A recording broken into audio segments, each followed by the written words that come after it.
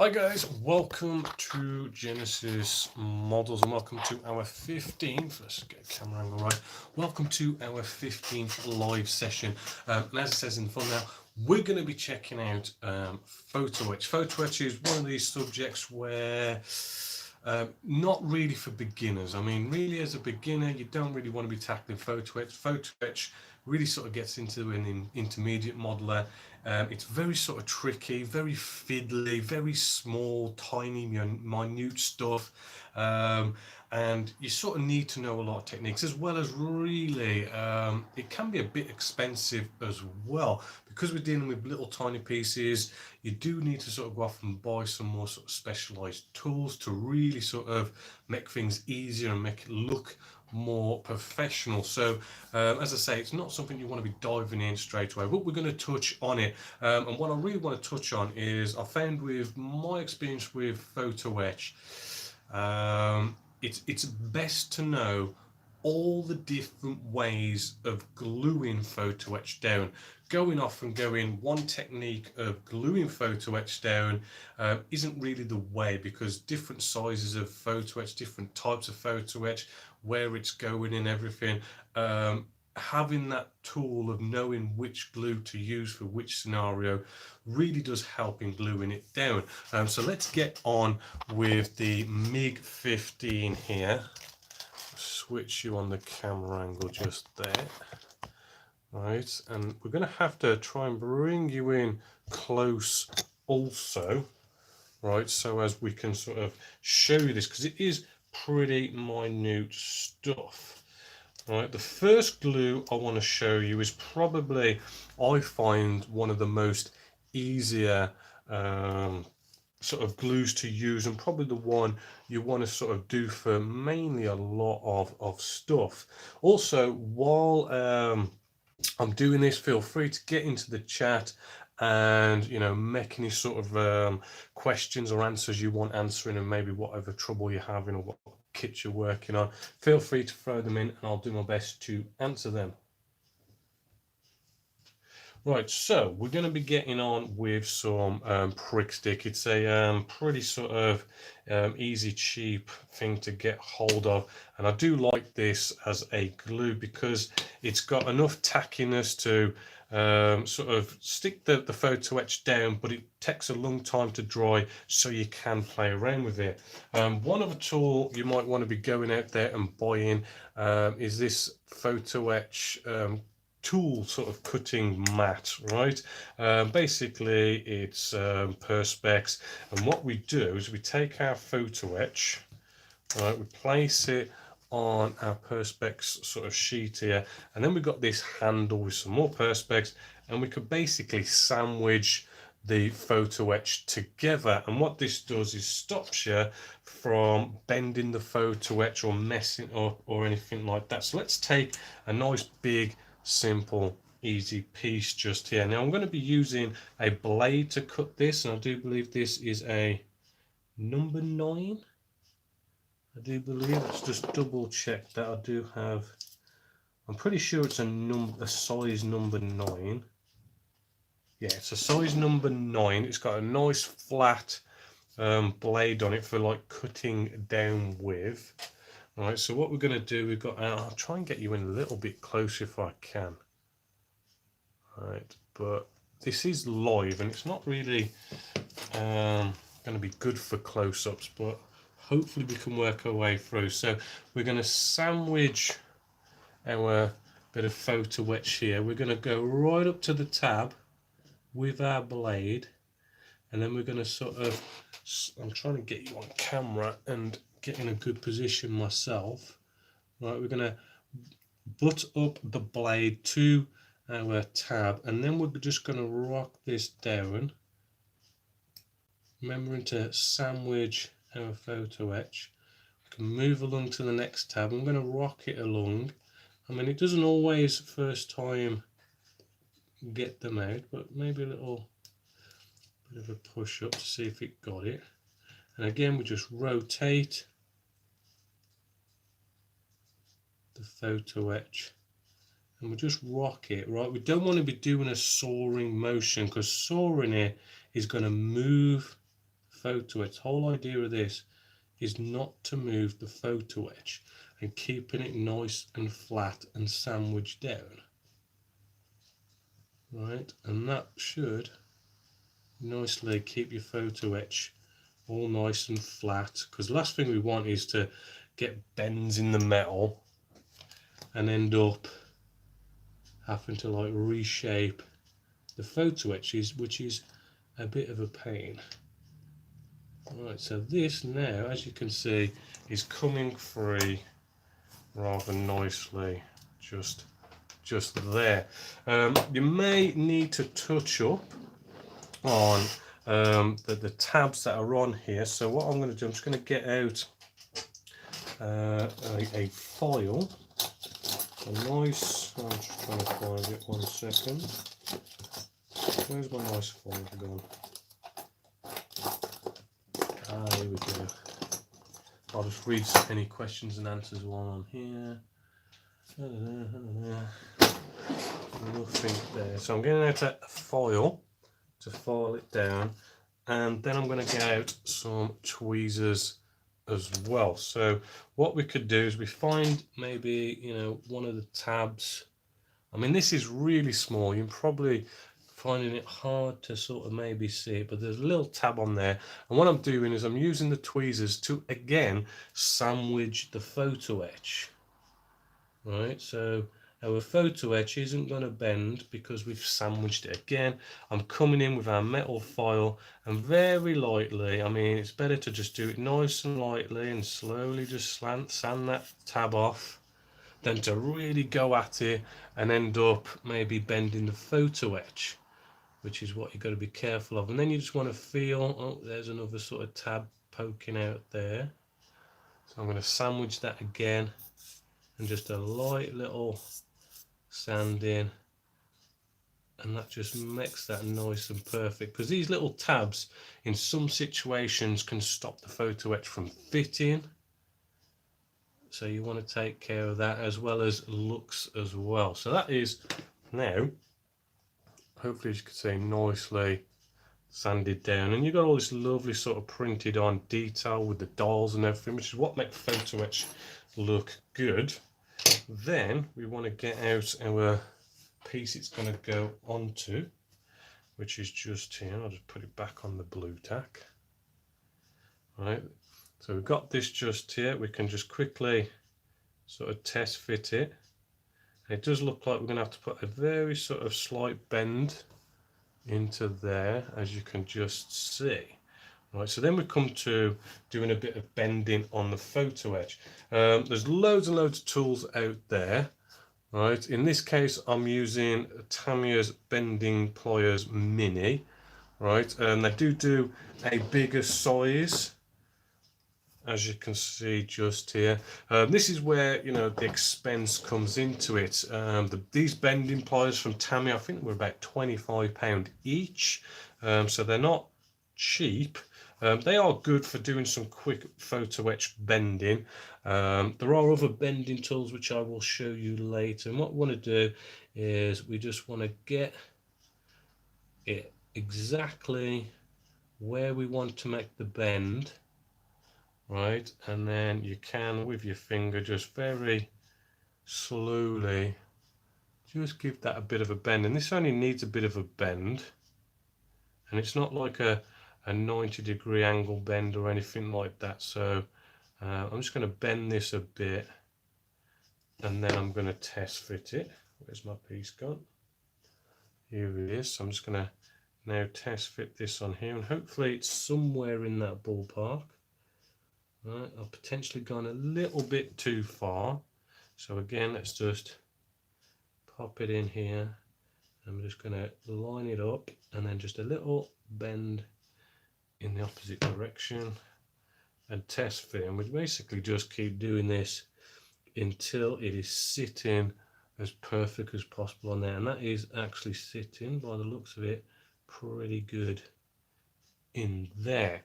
Right, so then we come to our glue. Now, as I say, the prick stick is a good one to go for. Right, so with this, we're going to get out the prick stick, we're going to get out a cocktail stick, and then we're just going to sort of scrape a bit off onto the end of the cocktail stick. You don't normally need much of this, but we're just now going to spread this on. And what I like about this is, as I've already said, the prick stick will have sort of instant tackiness, right? But it will also take a bit of time to dry, right? So, you know, we can position our piece and have time to position it, right? And then we can just place that down on there, give it a bit of a push down, right? And then we can sort of make sure it's nicely on here. And then with that done, you might have a bit of prick stick going around the edges. So I'm just going to get out a cocktail stick, maybe a little bit moist, and then just around the edges we can just wipe up any bits of prick stick that's oozed out. Right, and that's going to take a bit of time to dry, so you do want to be careful not to knock it or anything like that, but when it does dry, it'll dry really nicely. But as I say, you can nicely maneuver it, which is what this is all about, because I know a lot of people do kind of like to use super glue. If we use super glue there, the problem is with super glue is once you put that bit of photo etch down, the super glue just really sort of just almost instantly sticks it down. If you've got it in the wrong position, it's a royal pain to one, peel it off, and when you do peel it off, you've potentially bent the metal to peel it off. It's a bit of a nightmare. Not saying I don't use super glue for a photo etch, but you know, for these kind of big flat pieces, it's good to go with something that will have a bit of maneuverability, which then brings us, so let's actually cut off some more pieces just here. I'll have a little read, see if there's any questions.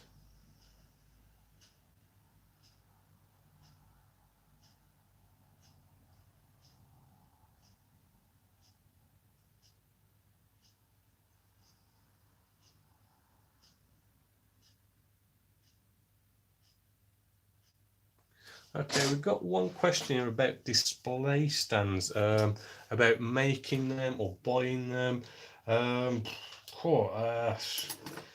It's I know in the past I have gone off and brought like stands, but then I've also gone off at the same time and maybe drilled some holes in there.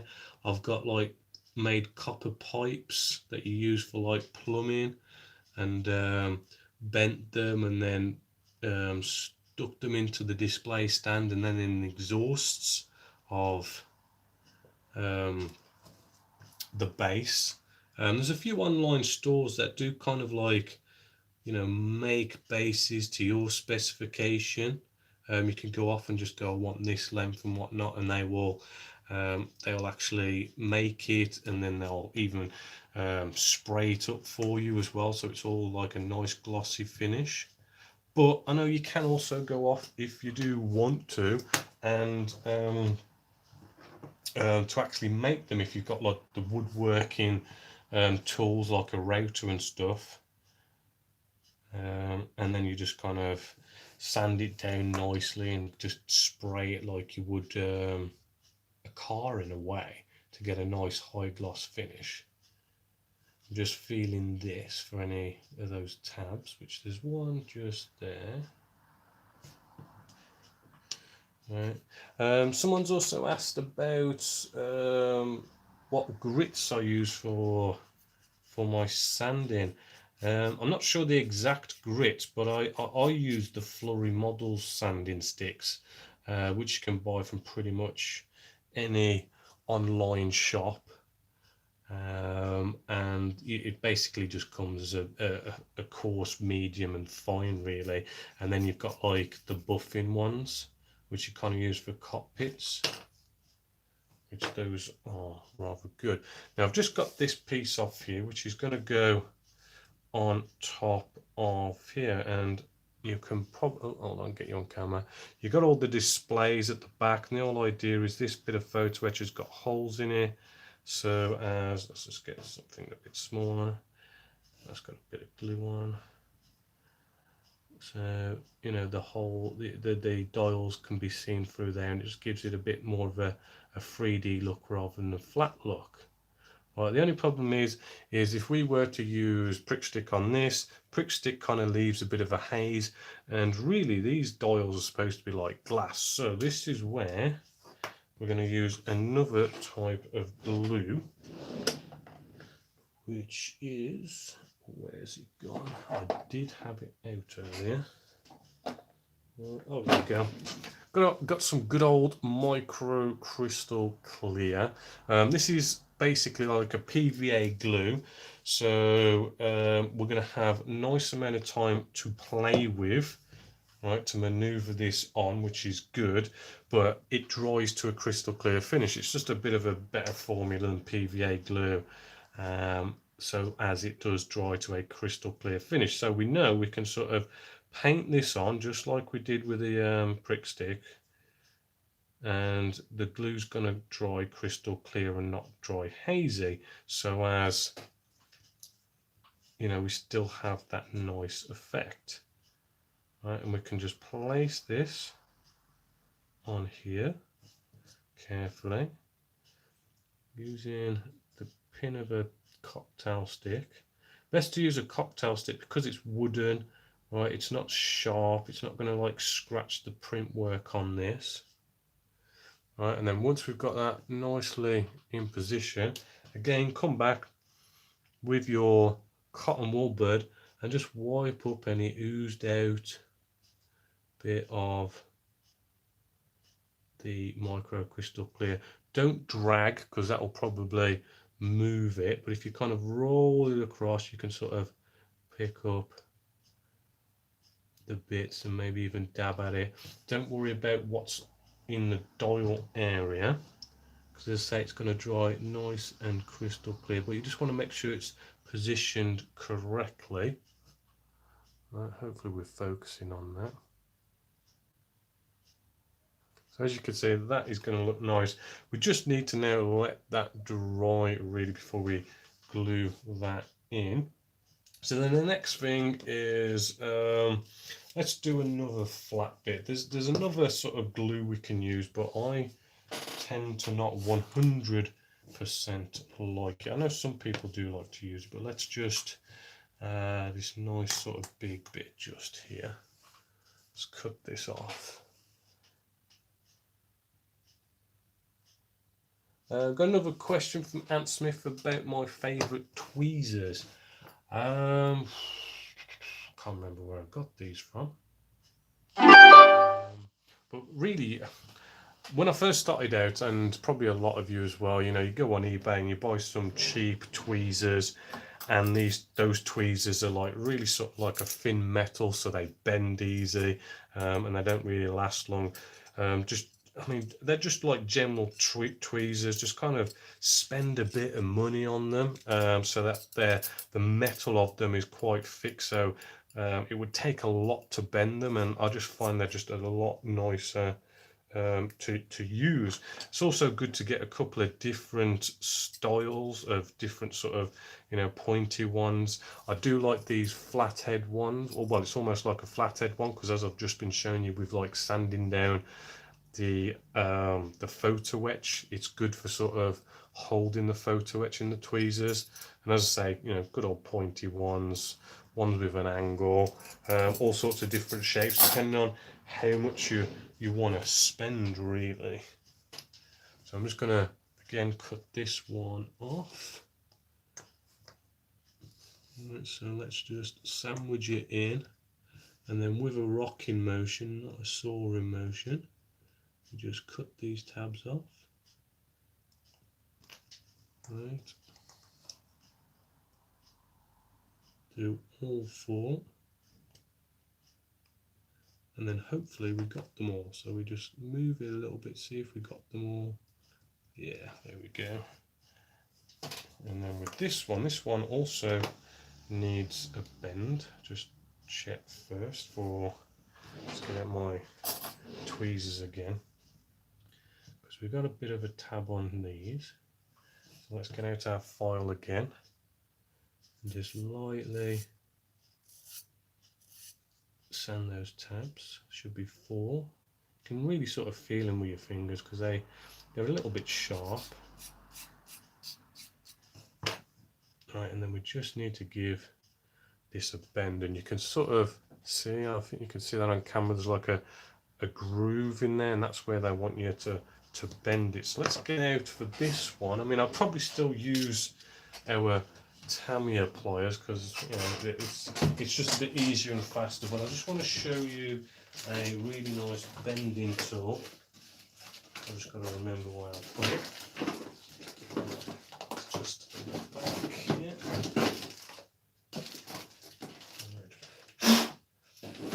Okay, here we have, let's maybe zoom you out for this, it's a bit close. Here we go. All right, nice bending tool here. Again, this is another where the expense comes in. I mean, you could potentially pay about £50 for one of these. It's from the smallshop.com. I do believe it's made in the US. So for us guys in Europe, it's you know, probably a bit more of a pain to get it shipped over here. But I think I did get this from, there was a hobby shop. I brought it years ago, but check out the online shops if you're in the UK or Europe, and you should be able to hopefully find them in there. But a lot of them are pretty nice anyway, depending on the brand. But I do like this one. They do like a mini version where it's like about, you know, just that bit, and it's a bit cheaper. But yeah, it is an expensive hobby when you start going into these more sort of professional areas of photo etch.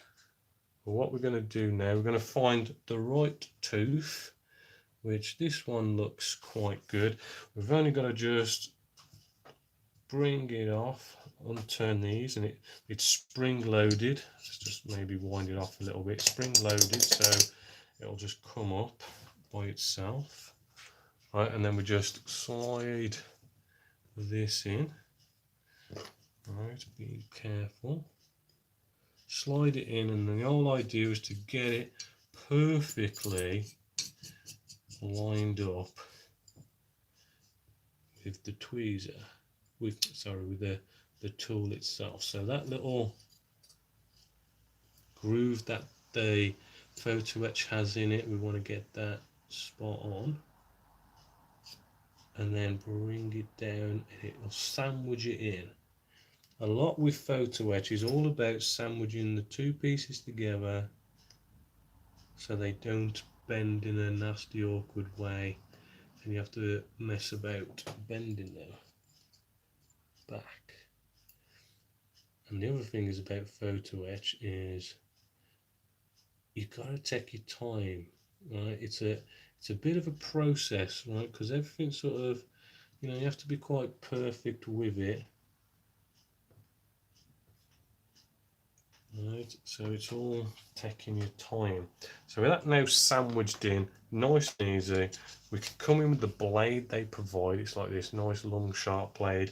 You go really nice and low, you get underneath the photo etch, right, and then you just pull that up like so to a 90-degree angle, or pretty much close to whatever angle you want, right, and then we should be able to just pop this out like so, and then we can pick it up with the tweezers, and you should be able to see we've got a nice bend in that now. Right, so then we can sort of test with the piece that we're trying to do, which is this one just here. Right, that should nicely fit on here, and if it does, we're all good. There we go. That's nicely fitting on there. So another method of gluing, right, is to use this stuff, some sort of a gloss, right? I'm going to actually try a different gloss than that. Where's it gone? I do like my Winsor & Newton stuff. Here we go. Winsor & Newton UV Varnish. It's the gloss version, and it's basically like painting it, or the paint will sort of glue it down.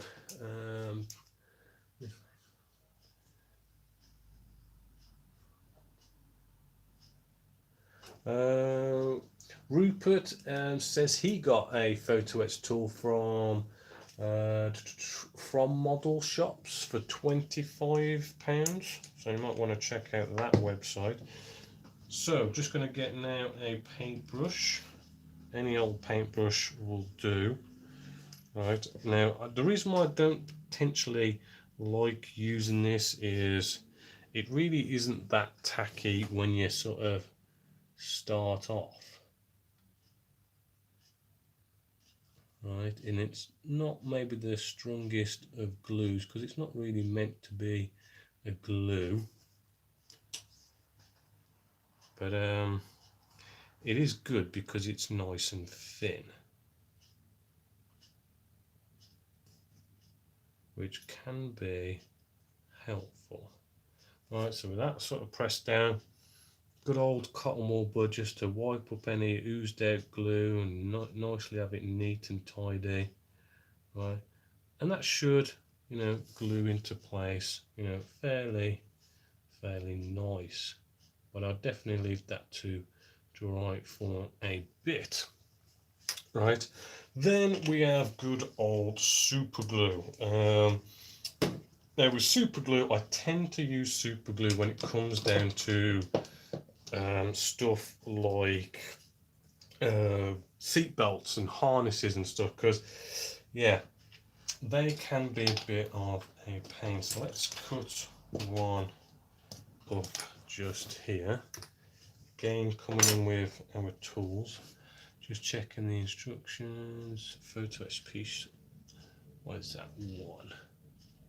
Which is this one just here. So again, let's cut this off. Don't need tweezers. There we go. Right, so we're just going to cut this off. Right, nice rocking motion, no sawing. Always sandwich it in, and we should have a non-bent bit of Photo-etch, although it's not a big deal to bend bits of harnesses and stuff. Now this is a bit of a pain, to be fair, because this is 1/72 scale, so Photo-etch is a bit of a pain as it is, let alone going down a scale, because I normally like to do 1/48. Now where's, there it is. So here's my tiny little seat just here.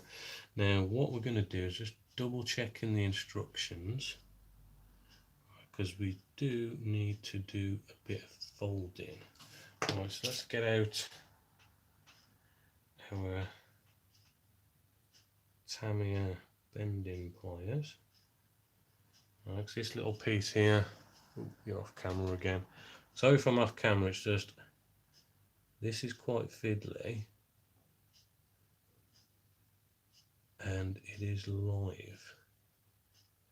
Right, and we can just fold that all the way over, and that just gives our little buckle just there.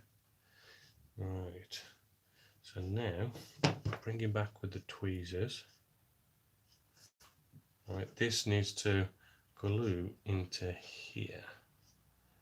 Right, and this is going to be a bit tricky. Now I know it's going to have to lip around here, so I'm just going to put in a general sort of another little bend, so it can actually sort of bend around a bit and have something to tack onto. And you can sort of maybe just put a few little creases in here and there just to make it so it's, you know, maybe got a bit of a fabricness to it and it's not like solid.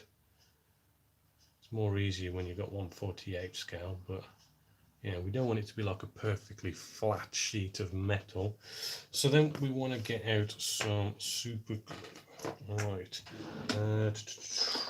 I've just got some normal cheapo glue just here. I used to buy the really fancy stuff, but they just dry up so quickly, and the ends get all messed up so quickly that you end up sort of throwing away a load of good super glue.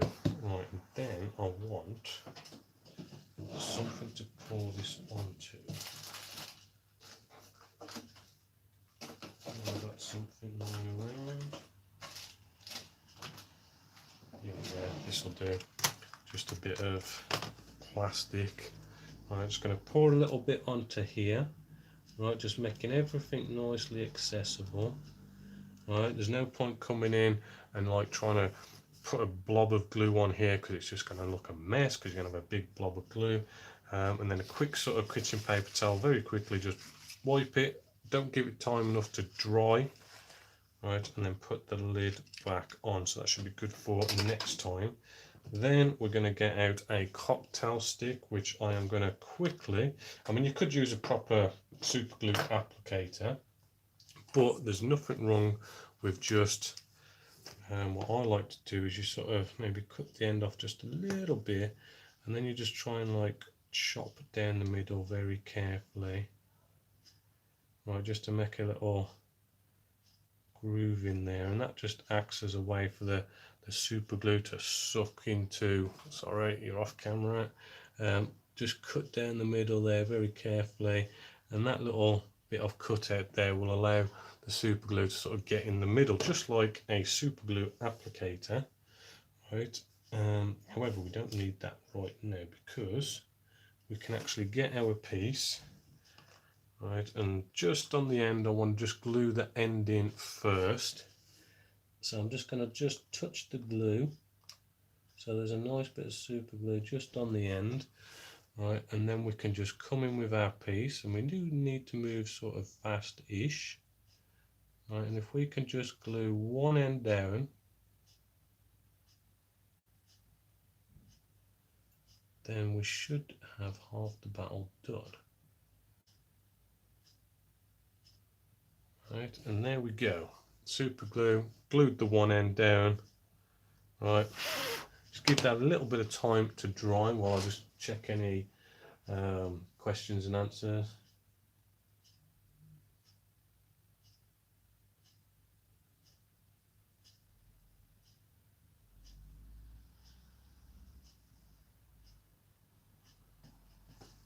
Right then, so that should be fairly dry now. So coming back to a homemade super glue applicator, I'm just going to dip it into the super glue. All right, and then I want to just try and get in and behind a bit of Photo-etch there, turning the cocktail stick around, and then we should be able to press that down, and then that bit of seat belt is nicely glued down just there, hopefully, as you can see. So that's where I use the super glue, because because with these pieces they do need to like stick down instantly like you do with super glue. If we use like prick stick or anything like that, it just won't be able to tack down, and because you have to glue one end and then you sort of push down the other, it just make a seesaw motion going on. So that's where you sort of want to be using the super glue.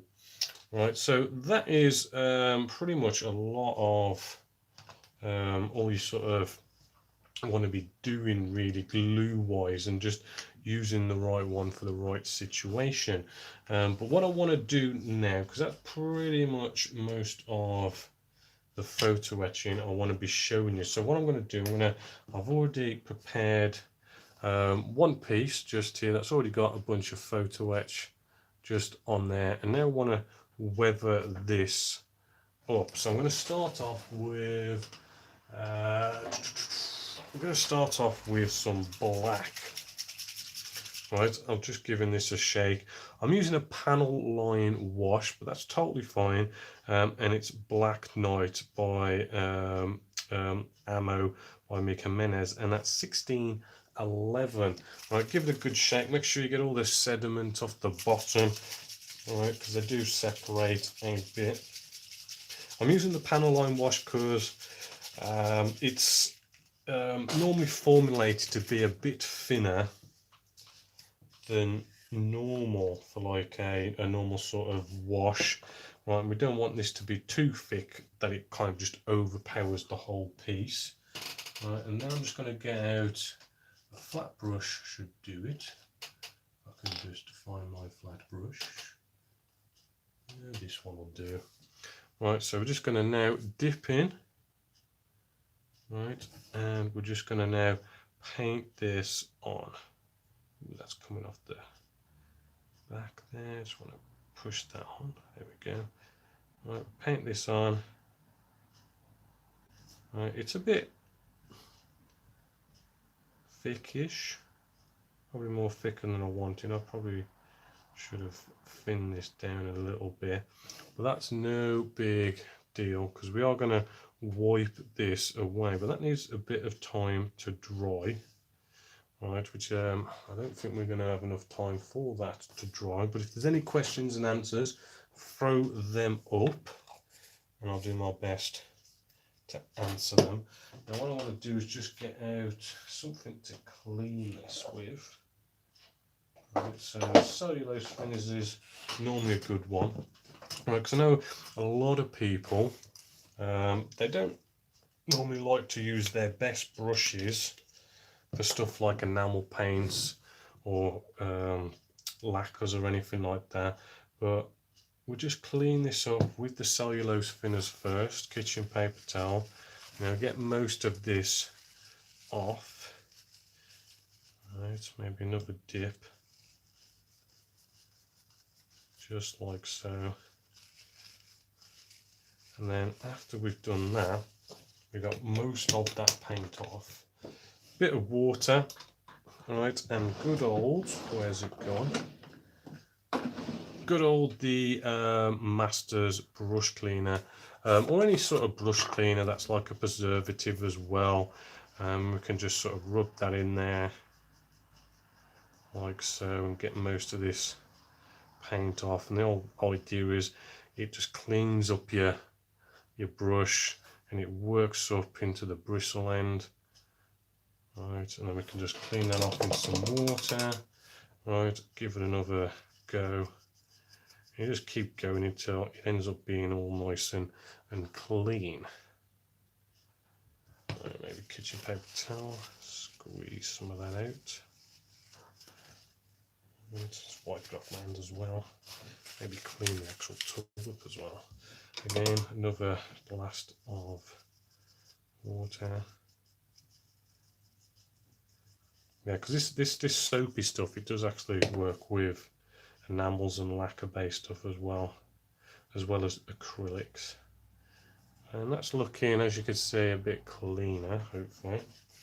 And then I like to just kind of not totally wipe it off and clean off the last bit, because having a bit of this left behind helps reshape your brush.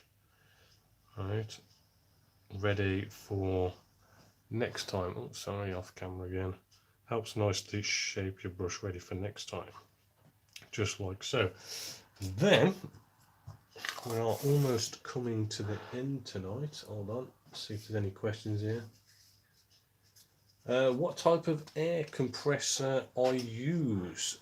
I've had my compressor for absolutely donkeys. It's the TC5000. It's all set up underneath the table just here, so it's a bit hard to get it out. But it is a twin piston one, and it has a tank.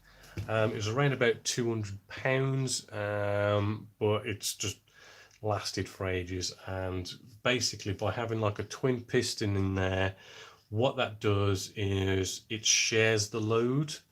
Right, it doesn't like pump out more air faster or fill your tank up faster. It just shares the load, so the whole durability of your compressor is going to last a hell of a lot longer because of that. And always get a tank whenever you buy a compressor. Always, that's the biggest buying guide I can give you. Always have a tank, right? And by having the tank, you know, it takes again the load off of your compressor, because you know they do wear out the pistons and the seals and stuff if they get too hot. Now this piece isn't quite dry yet. Right, so I wouldn't normally be doing this, but because we're live and I don't want to have you sitting there watching paint dry, what I'm going to do now is get out some of their enamel odorless thinners by Ammo as well.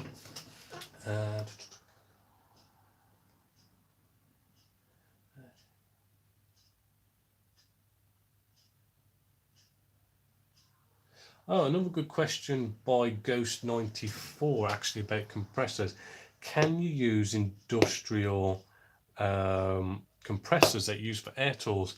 The answer to that is yes, actually. It's quite cool. The only thing with them is you got to find the adapters, right? Because I was planning on whacking one in my workshop when I was doing classes, but then didn't find the time to do classes. But yeah, you just basically get the big massive compressors, doesn't matter how big. The only thing you've got to do is just, it's all about the adapters. It's all about just have an adapter that's going to go on the end of your hose that then goes into the big massive compressor, and you can just run it down here and it'll last you for ages. I mean, those things you could probably literally, it goes on once, they're going to be loud as hell most likely. I know mine's loud as hell, but they've normally got like a big massive 50 litre tank or something, so you could literally turn it on once, very loud, but then that 50 litres is probably going to last you a whole day's worth of spraying before it turns on again. So it is a good option if you want to sort of save on buying a compressor and you've already got a big one. Just get the adapters, get an airbrush, and you will go with that. So you probably have to do a bit of research and sort of find that right adapter, probably you know, find what size your compressor is, what size your airbrush is, and sort of find that adapter or something, and away you go. Probably try eBay or something. They've normally got all these little tiny little things that you can not normally go off and buy at shops. Switch you back around. Oh, I've got some more questions here.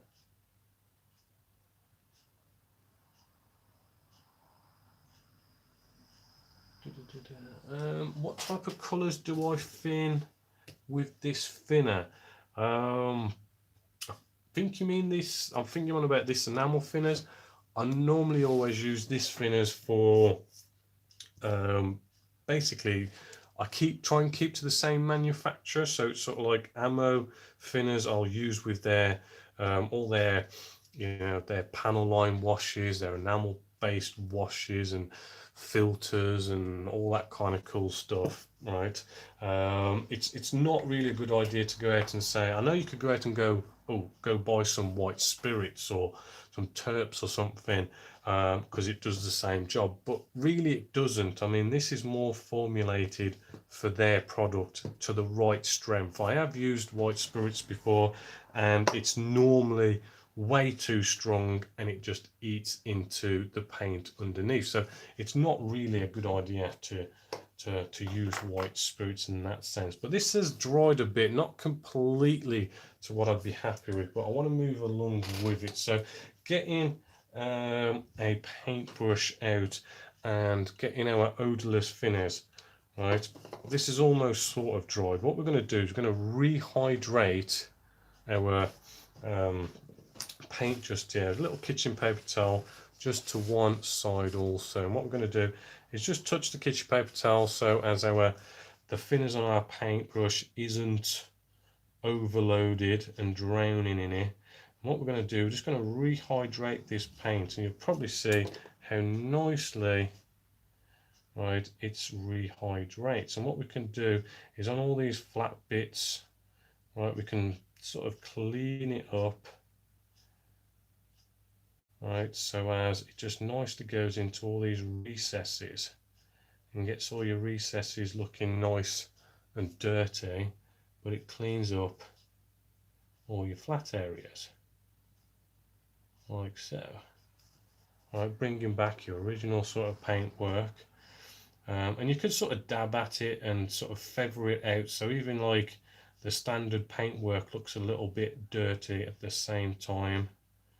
Right, we can dab inside this detailed areas. I mean, you might want to get a smaller brush maybe in some cases. But it's just cleaning up sort of like the not so good areas that the wash has done, and sort of bringing it all nicely into any recesses, nooks and crannies, raised areas. Right, so it just brings out the detail in there. But as I say, this hasn't like fully dried, so I shouldn't really be doing this right now, because it doesn't sort of, you can't really play with it as good. But hopefully you're sort of getting the general idea.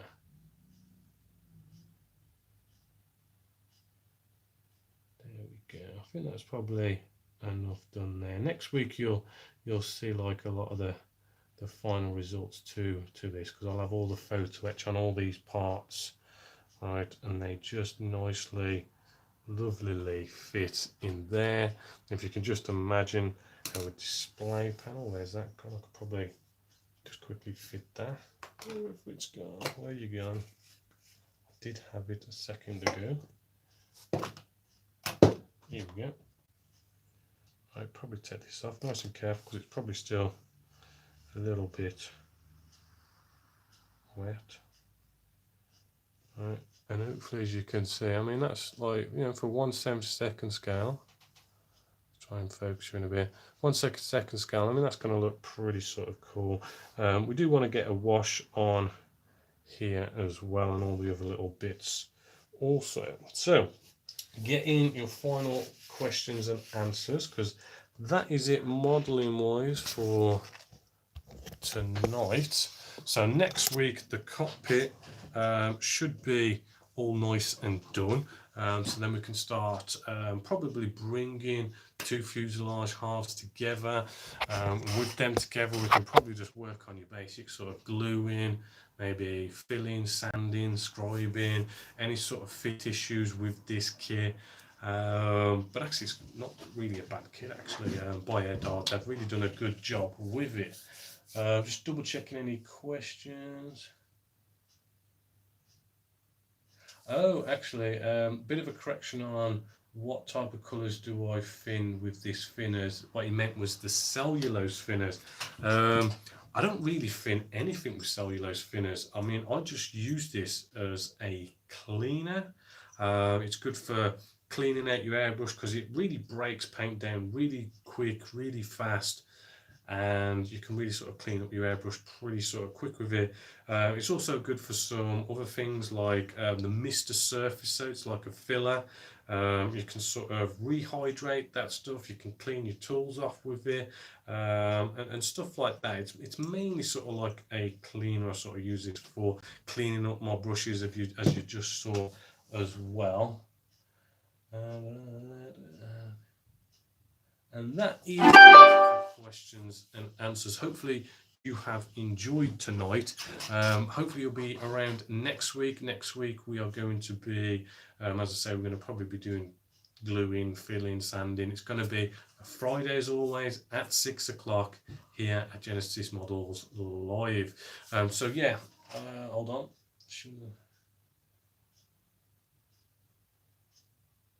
Got a question here at Ant Smith, just one last one. Should the finish feel rough after finishing with satin or matte? Right, now when you finish spraying your model, really it should feel kind of rather smooth, whether you've finished it off glossy or matte or whatever. I know a lot of people, they tend, sometimes you can have your air pressure up so high. What happens is as you're spraying and atomizing the paint, and the distance it takes and the time it takes to eventually get to your model, if you've got your air pressure up so high, basically the paint is literally almost dry before it actually hits your model. So then it basically goes onto your model dry, which then makes it rough, right? So if you've got rough models, you probably want to turn your air pressure down. Even my matte finishes, they don't feel like, you know, super high gloss finish, but they still have that smoothness to them. So even spraying it matte, you kind of want it to still feel rather smooth. If it's not, as I say, probably turn down your air pressure, or even like cleaning your model and going through the process of before spraying, clean it up, get any sort of bits of debris and whatnot off the model, hairs, that kind of stuff. But yeah, hopefully that answers that final question there. So I will catch you guys next week, as well as any of the other videos that I do at genesismodels.co.uk, which you can go check out, step-by-step tutorials. We do inbox reviews, the absolute works, anything to do with modeling. So until next time, my name is Bob Waldron, this is Genesis Models, and I hope you've enjoyed.